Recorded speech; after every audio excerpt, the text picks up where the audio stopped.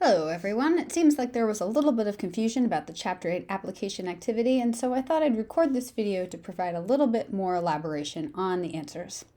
So the decision rules that you were exposed to earlier in the mini lecture, there were 4 of them that you needed to apply to this application activity, and they were each repeated twice. So first, let's touch back on the elimination by aspects rule. And in this rule, consumers first rank all the criteria by their importance and set a cutoff level for each criterion.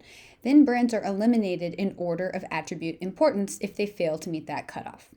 And Mark is a great example of elimination by aspects because we can see here that he's rank order to the criteria. Price is my most important feature.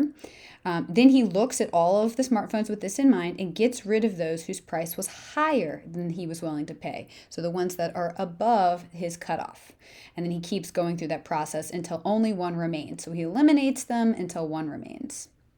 Then next we have Patricia, who is a great example of the lexicographic rule. So in this rule, this is the most extreme out of all the rules, where they first rank order the attributes in their perceived importance, much like the elimination by aspects.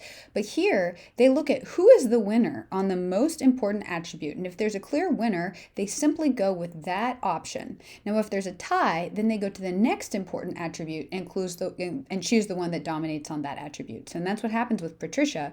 She looks at the feature that was the most important, and she was going to choose the one that was the best on that feature. But there was a tie, so she looked at the next important attribute and chose the one that was better on that second most important dimension.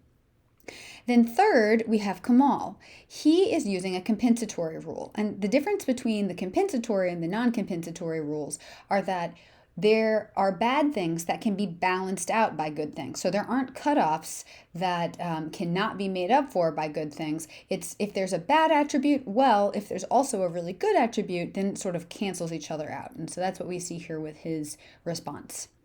Lindsay is again using elimination by aspects because she ranks the features that were the most important to her. She starts with the most important feature, gets rid of the ones that don't meet the cutoff, that don't meet the standard with regard to that feature, and then keeps moving along to the next important feature, doing the same thing until only one was left. Again, eliminating until she gets down to one that meets her criteria. Then we've got Randy, who is using the conjunctive rule. Now, what the conjunctive rule is it basically sets cutoffs, minimum thresholds that have to be met in order for the option to be acceptable. So whereas with the compensatory rule, where there can be balance, something bad can be made up for by something with good features, here he picked the smartphone that had no really bad features. So he eliminated anything that was below a certain threshold. Bruce is again using a compensatory rule because he looked at all aspects at once. For instance, one smartphone could have really bad scores, but it could be made up for or offset by good scores on another attribute. Ming is using the lexicographic rule because he first rank orders all the features, but then chooses the one that is the best on that dominant dimension. And then finally, we see that Dennis is using the conjunctive rule because he set a threshold or minimum standards and picking the one that met that threshold. Pardon. When you think about these rules, don't get too bogged down in the specific details. The broader takeaway is that you can present consumers with the same information, and from a rational perspective, we think that people would, given the same information, make the same decision. But we see here that if people are using different models, they will actually come up with different choices. And that's the really big thing to take away.